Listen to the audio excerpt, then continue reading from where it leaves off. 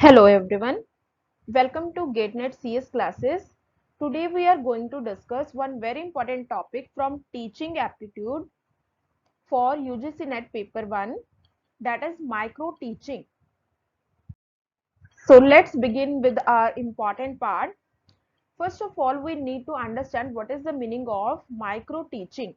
Micro as the name represents, micro का मतलब होता है छोटा, छोटा मतलब कोई part as a component, teaching का एक पार्ट मतलब हमने टीचिंग को ही डिवाइड करना है मल्टीपल पार्ट्स में, डिवाइड करना है हमने मल्टीपल पार्ट्स में। मतलब अगर हमारे पास क्लास है 30 स्टूडेंट्स की, तो 30 के 30 स्टूडेंट्स में एक बार मैं ना पढ़ाऊं, मैं 15-15 के दो ग्रुप्स बना करके पहले 15 ए ग्रुप पढ़ाऊं, फिर मैं बी ग्रुप को पढ़ाऊं, इस तरह से पढ़ाया जाए। सो डैट इसका रीजन ये है कि मतलब जो 15 स्टूडेंट्स मैं पहले ग्रुप के पढ़ाऊंगी उनको भी बहुत अच्छे से मैं पढ़ा पाऊं और सेकंड ग्रुप को भी अच्छे से पढ़ा पाऊं, तो डैट इज माइक्रो टीचिंग।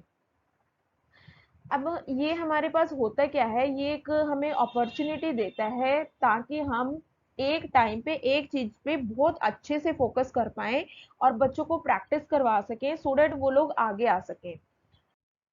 तो अगर हम इसकी कुछ फीचर्स को डिस्कस करें तो हम लोग कह सकते हैं कि जो माइक्रो टीचिंग है, it is a scaled down teaching. हमने क्या करना है, 5 से 10 बच्चे जो है एक क्लास में एट अ टाइम पढ़ाने हैं, और हमारा जो ड्यूरेशन है वो बहुत बड़ा ड्यूरेशन नहीं होना चाहिए पढ़ाने का, it must be up to 36 minutes only.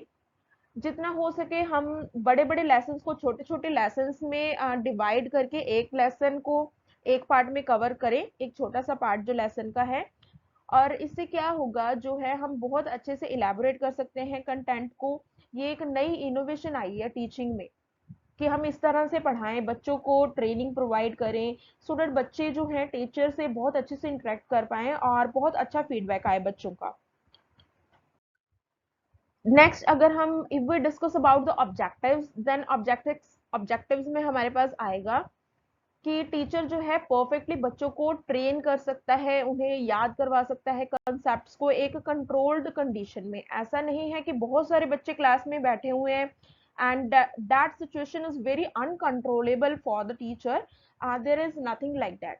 अगर हमारे पास 5 से 10 बच्चे ही एक क्लास में होंगे तो उस टाइम पे बच्चों पे बहुत अच्छे से फोकस किया जा सकता है एंड बहुत अच्छे से उन्हें जो है पढ़ाया जा सकता है, और हम कॉन्सेप्ट्स को इजीली बच्चों के ब्रेन में जो है वो एम्बेड कर सकते हैं अच्छे से। उनमें बच्चों में अच्छा एक अच्छे लेवल में पढ़ाया जा सकता है, उनमें कॉन्फिडेंस बिल्ड किया जाता है। देन न्यू स्किल्स आएंगी लर्नर्स में। तो इस तरह से हम जो है माइक्रो टीचिंग जो है ये एक्सपैंड करता है नॉर्मल नॉलेज को, और जो फीडबैक एंड रिजल्ट का डायमेंशन है उसे और बढ़ाता है, बहुत अच्छे से जो है वो बच्चों की परफॉर्मेंस को आगे लेके आने में मदद करता है।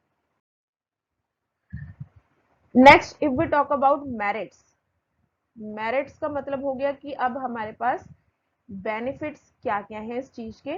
तो ये एक ट्रेनिंग टूल है सो डेट हम टीचिंग जो है प्रैक्टिस को इम्प्रूव कर पाए, एक इफेक्टिव टीचिंग प्रोवाइड कर सके बच्चों को, और वो बिगिनर्स के लिए बहुत अच्छा हो। लाइक बच्चे फर्स्ट टाइम क्लास में आए हैं और अगर आप इस तरह से पढ़ाएंगे, छोटे छोटे ग्रुप्स में छोटे छोटे लेसन के पार्ट पढ़ाएंगे तो बच्चों को बहुत अच्छे से समझ आएगा। Plus teacher and students learners इनके बीच में परफेक्ट एक कॉन्फिडेंस लेवल बिल्ड होगा, एक अच्छा रिलेशनशिप बिल्ड हो सकता है फॉर द क्लासरूम इन्वायरमेंट।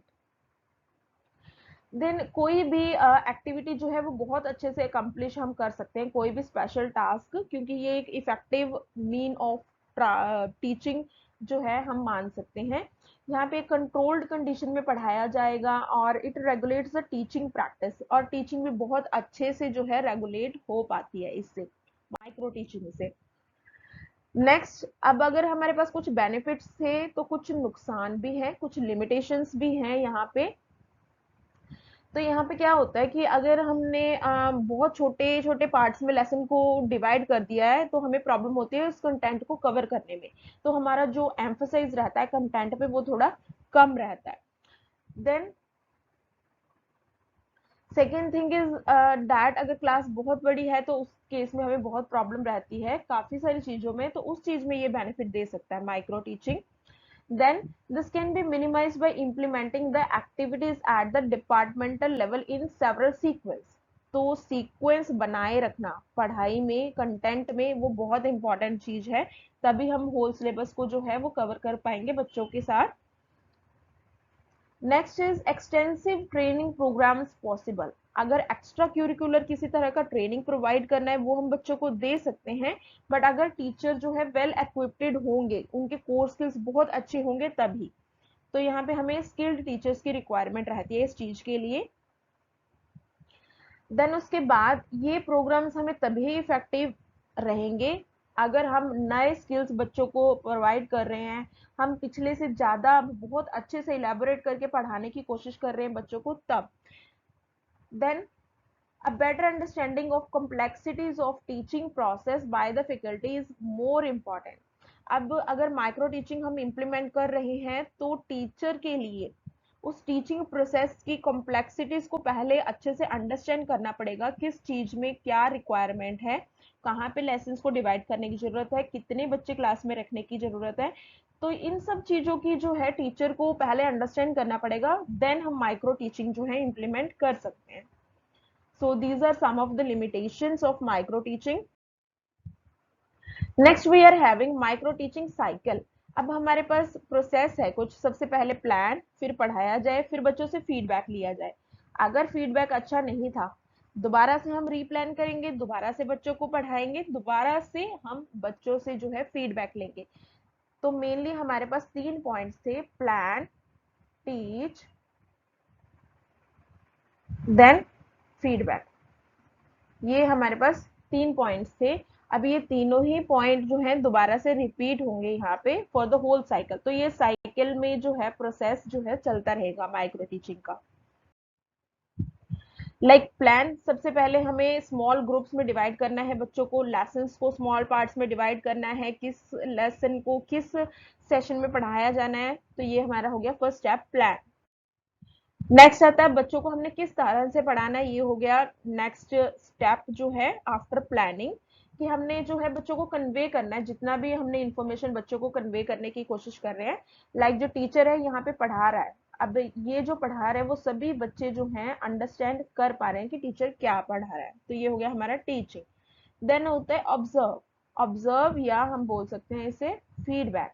अब टीचर बच्चों से कुछ क्वेश्चन से राइज करेगा और जानने की कोशिश करेंगे कि बच्चों ने कंसेप्ट को अच्छे से समझा है। अगर तो वो सही आंसर दे देते हैं बच्चे टीचर की क्वेश्चन का, इट मीन्स दैट अच्छा हमारा फीडबैक आया।